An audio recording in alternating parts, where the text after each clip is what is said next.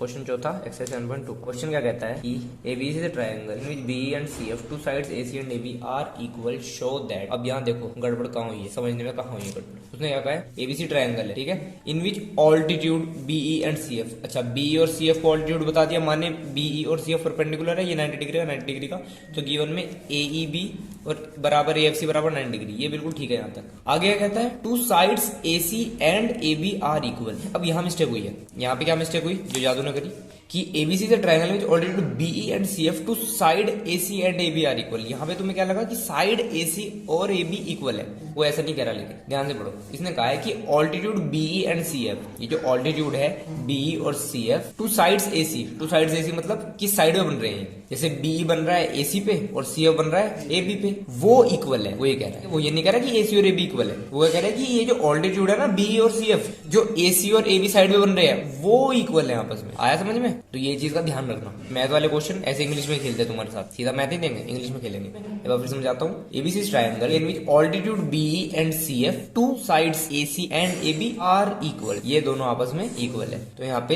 AC बराबर AB नहीं आएगा, क्या आएगा बीई बराबर सीएफ।